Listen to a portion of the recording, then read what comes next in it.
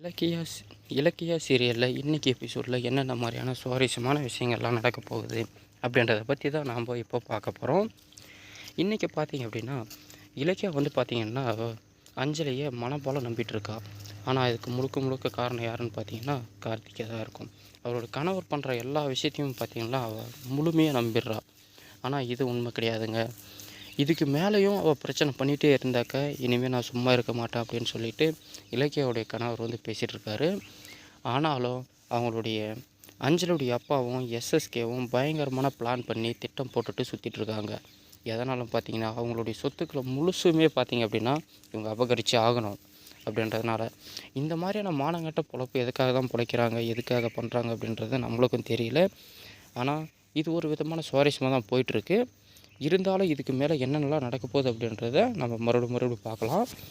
இதே மாதிரி நம்மளுக்கு விருப்பமான சுவாரஸ்யமான விஷயங்கள்லாம் உங்களுக்கு தெரிஞ்சுக்கணுன்னு ஆசைப்பட்டீங்க அப்படின்னா நம்ம சேனலை வந்து மறக்காமல் லைக் பண்ணுங்கள், ஷேர் பண்ணுங்கள், சப்ஸ்கிரைப் பண்ணிவிட்டு பாருங்கள். அடுத்ததாக என்ன நடக்க போகுது அப்படின்னு பார்த்தீங்க அப்படின்னா, அவருடைய இலக்கியோடைய கனவு வரும்போது பார்த்திங்கன்னா ஒரு 200 கோடி ரூபாயில் பயங்கரமான பிஸ்னஸ் ஒன்று பண்ணலாம் அப்படின்னு சொல்லி நினச்சிட்ருக்காரு. இவர் என்னென்னவோ முயற்சி பண்ணுறாருங்க, பண்ணாலும் ஒன்றும் செல்லுபடி ஆகலை. என்ன காரணம் அப்படின்னு பார்த்தீங்கன்னா, நம்மளுடைய இலக்கியனுடைய மச்சினன் தாங்க இந்த பிரச்சனைக்கெல்லாம் முழுக்க காரணமாக இருக்கார். ஏன்னு சொல்லி பார்த்தீங்கன்னா, மச்சினனுடைய ஒய்ஃபும் அவருடைய அப்பாவும் சேர்ந்துட்டு பயங்கரமான பிளான் பண்ணிட்டு சுற்றிட்டு இருக்காங்க.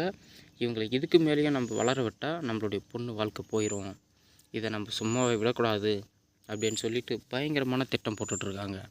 இதை சுத்தமாக நான் நடக்கவே விடமாட்டேன் அப்படின்னு சொல்லிட்டு இலக்கியாவும் தன்னால் என்னென்னலாம் முடியுமோ அதை எல்லாத்தையுமே பயங்கரமாக செயல்படுத்திட்டு வந்துட்டுருக்காங்க. அவங்களுடைய வீட்டில் இருக்கிறவங்களும் பார்த்திங்கன்னா பயங்கரமாக வந்து இலக்கியாவுக்கு தான் சப்போர்ட் பண்ணிகிட்ருக்காங்க.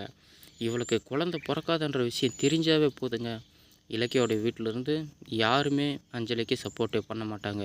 ஏன் சொல்லுங்கள் பார்க்கலாம். ஏன்னா இவளுக்கு ஒரு வாரிசு இருக்குது அப்படின்ற ஒரே ஒரு காரணத்துக்காக மட்டும்தான் அவளை வந்து என்ன பிரச்சனை பண்ணாலுமே பொறுமையாக பார்த்துட்டு போயிட்டுருக்காங்க. இதுக்கு மேலேயும் அவளுக்கு வந்து குழந்தை பொறுக்காதுன்ற விஷயம் தெரிஞ்சிச்சுன்னா யாருமே இவளை சும்மாவே விட மாட்டாங்க.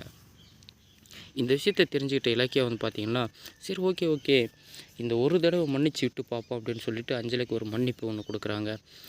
அஞ்சலியும் விடாமல் இது தெரிஞ்ச நம்ம கணவர் கார்த்திக் தெரிஞ்சாக்க ஏதாவது பிரச்சனை ஆயிருமோ அப்படின்னு சொல்லிட்டு அவள் காலில் கையிலலாம் விழுந்து என்னென்னவோ சொல்லி பார்த்து எப்படியோ ஒன்று இலக்கியாவை கன்வின்ஸ் பண்ணிடுறாங்க. இதெல்லாம் பார்த்துக்கிட்டு இருக்க நம்மளுடைய ஹீரோ பார்த்திங்க அப்படின்னா, என்ன தான் பண்ணாலும் திருந்த மாட்டா, இலக்கியாவை என்ன தான் பண்ணுறது அப்படின்னு புரியல. எத்தனை தடவை தான் நம்ம அஞ்சலிக்கு வந்து வாய்ப்பு கொடுத்துட்டே இருக்கிறது அப்படின்னு சொல்லிட்டு இருக்காங்க. இதுக்கு மேலே வந்து என்ன நடக்க போகுதுன்றதை அடுத்த எபிசோடில் பார்ப்போம்.